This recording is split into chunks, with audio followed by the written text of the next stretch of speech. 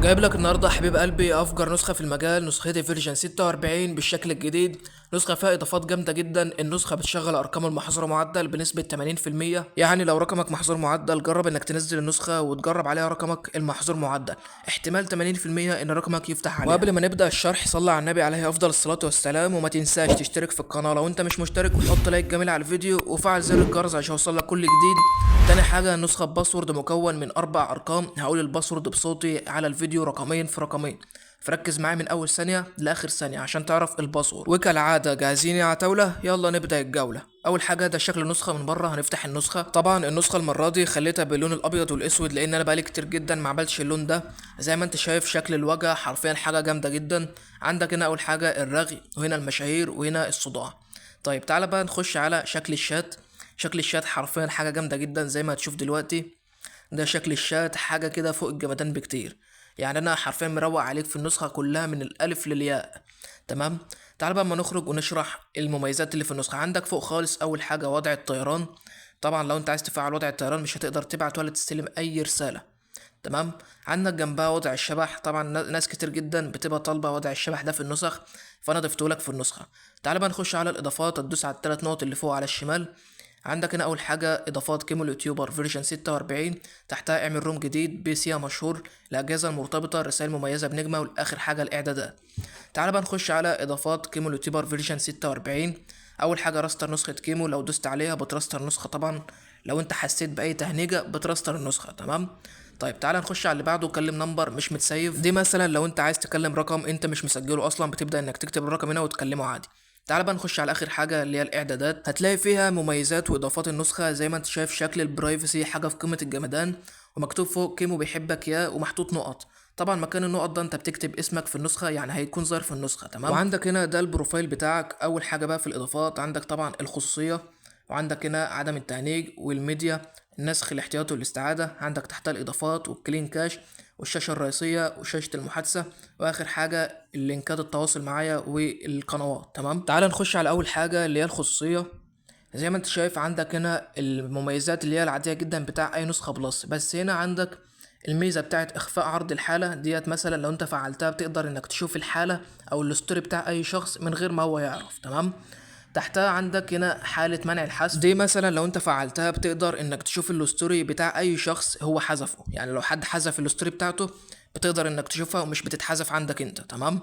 طيب عندك تحتها رسائل منع الحذف ديت. طبعا في الجروبات المشرف بيقدر ان هو يمسح رسالتك ديت. لو انت فعلتها ما يقدرش يمسحها اي حد غيرك انت. تمام. تعال نخرج ونخش على الميزه اللي بعدها. عندك طبعا زرار عدم التهنيج. عندك هنا كل زرار عدم التهنيج موجوده هنا. تمام.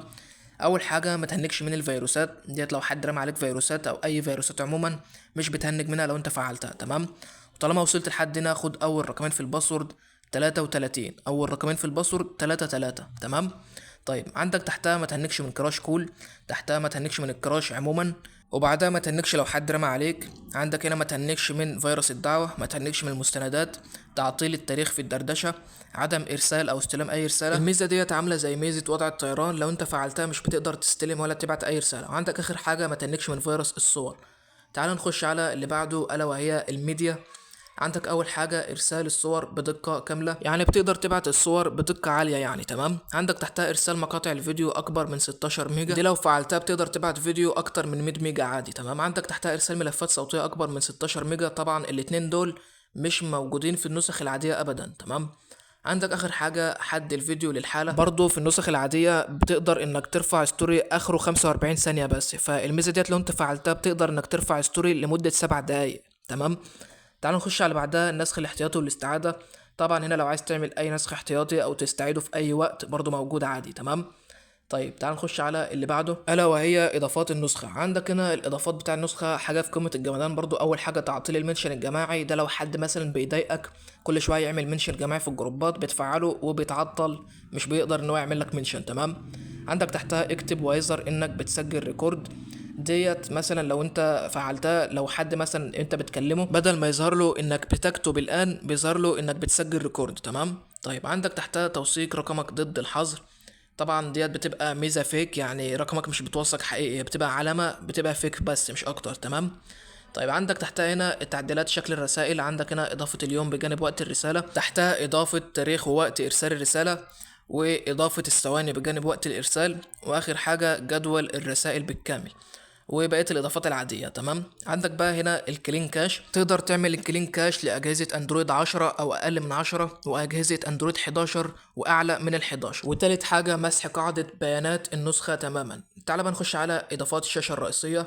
عندك هنا أول حاجة تقدر إنك تختار أي نمط من الأنماط ديت بتاعة الخطوط، وتحتها تحميل الخط. لو أنت عندك خط أنت عايز تحمله بنفسك بتقدر إنك تحطه عادي جدا. تمام. وبقية الإضافات هنا عادية جدا، يعني مفيش إضافات كتير هنا في الشاشة الرئيسية. تعالى نخرج ونخش على اللي بعده، شاشة المحادثة. عندك هنا الإضافات بتاع أي نسخة بلس عادية، بس أنا ضفت لك هنا ميزة الدردشة الوهمية، إنك تقدر تفيك أي شات بينك وبين صاحبك أو بينك وبين أي جروب عادي جدا، وفي نفس الوقت بتعكس الشات وبتحظر الأرقام. تمام. فأنا ضفت لك هنا في شاشة المحادثة. وعندك هنا الميزة بتاعت تغيير رمز الإعجاب. طبعا ده لما بتضغط ضغطتين بتقدر إنك تفعل، فبتقدر انك تغير التفاعل ده باي شكل انت عايزه. تمام. وبقيه الاضافات العاديه جدا زي ما انت شايف. تمام. تعال بقى ما نخرج ونخش على اخر حاجه اللي هي كيمو يوتيوبر فيرجن 46. هنا هتلاقي القناه بتاعتي، قناه اليوتيوب وقناه التليجرام. تعال نخش على اليوتيوب. طبعا بقالي كتير جدا مش بنزل نسخ واتساب وبنزل لك شروحات جامده جدا، بس القناه دلوقتي احنا داخلين على العشرة كي، يعني 10,000 اخ واخت، فيا ريت انك تنضم في القناه وتشترك لو انت مش مشترك. تمام. ولو رجعت تاني على النسخه هتلاقي هنا قناه التليجرام، لو انت مش موجود فيها فانت فايتك كتير قوي، فلازم تنضم هناك برضو. تمام. وكده احنا خلصنا شرح النسخه. زي ما انت شايف حرفيا النسخه فيها حاجات جامده جدا زي ما انت شايف.